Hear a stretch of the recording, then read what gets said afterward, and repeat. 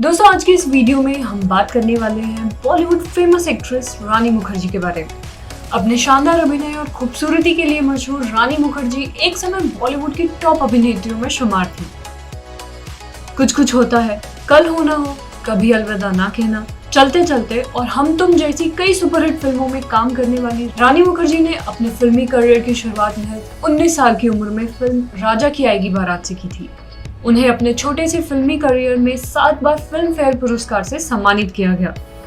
दोस्तों अगर आप भी रानी मुखर्जी के जीवन के बारे में जानना चाहते हैं तो बने रहिए मेरे साथ इस वीडियो में अंत तक। लेकिन उससे पहले अगर अभी तक आपने हमारे चैनल नई सोच ऑनलाइन को सब्सक्राइब नहीं किया है तो पहले चैनल को सब्सक्राइब कर लें और साथ ही बेल आइकन भी प्रेस कर दें ताकि बॉलीवुड से रिलेटेड हर लेटेस्ट अपडेट आप तक पहुंच सके। चलिए शुरुआत करते हैं रानी मुखर्जी के फैमिली बैकग्राउंड से।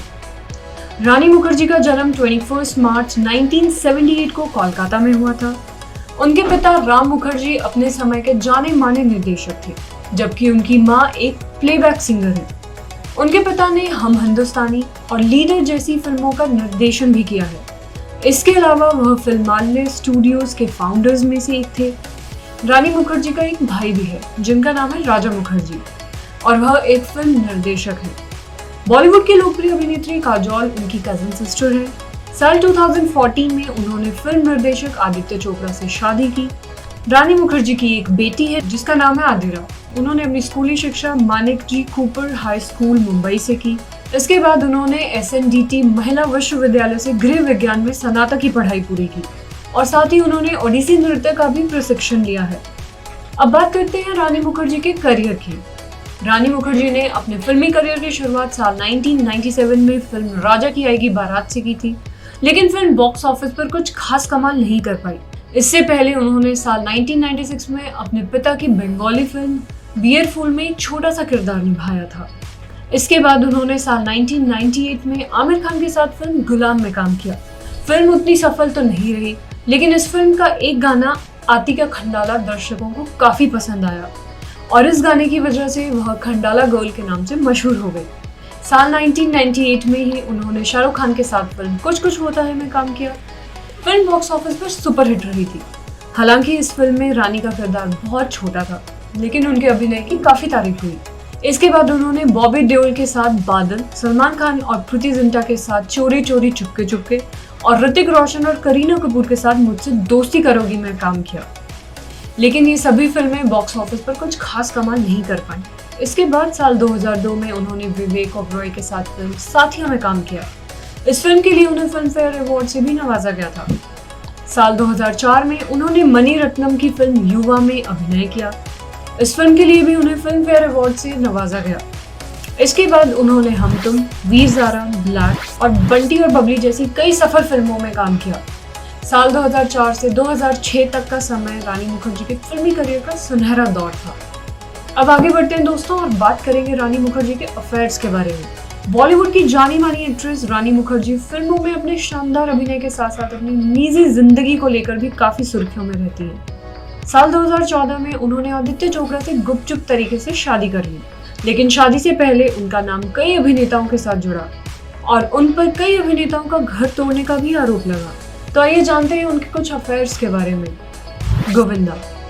रानी मुखर्जी और गोविंदा की पहली मुलाकात साल 2000 में फिल्म हद कर दी आपने की शूटिंग के दौरान हुई थी। इसी फिल्म की शूटिंग के दौरान दोनों के बीच नजदीकियां बढ़ने लगी थी और मीडिया में इनके अफेयर की खबरें आने लगी।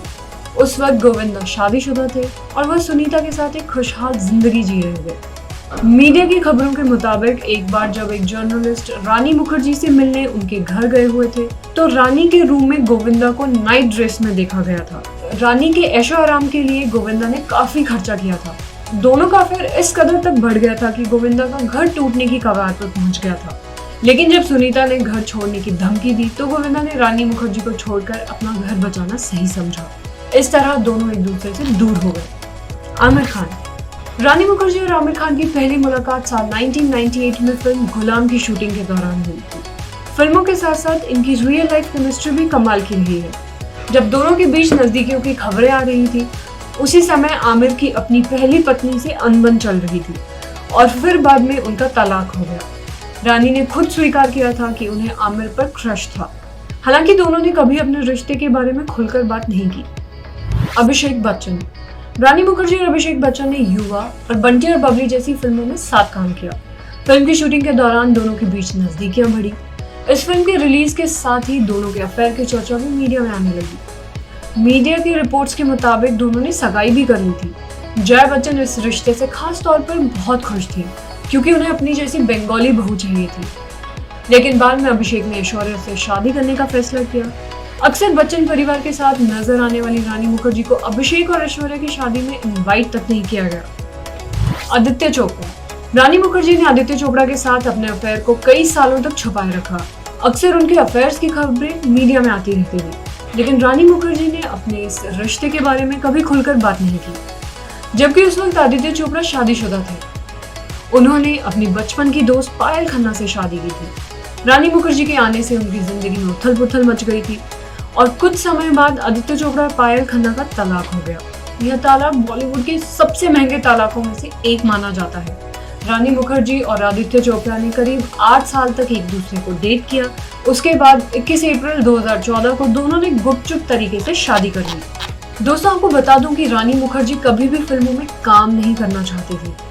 19 साल की छोटी उम्र में ही रानी मुखर्जी ने फिल्मों में काम करना शुरू कर दिया था और उनकी पहली फिल्म साल 1997 में रिलीज हुई फिल्म राजा की आएगी बारात थी।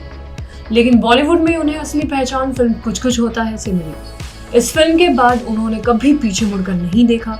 लेकिन क्या आप रानी मुखर्जी के जीवन से जुड़ी यह बात जानते हैं कि वह कभी फिल्मों में काम ही नहीं करना चाहती थी? कुछ मजबूरियों के चलते उन्हें फिल्मों में काम करना पड़ा। चलिए जानते हैं आखिर क्या थी वो मजबूरियां जिनके चलते रानी मुखर्जी को ना चाहते हुए भी फिल्मों में काम करना पड़ा।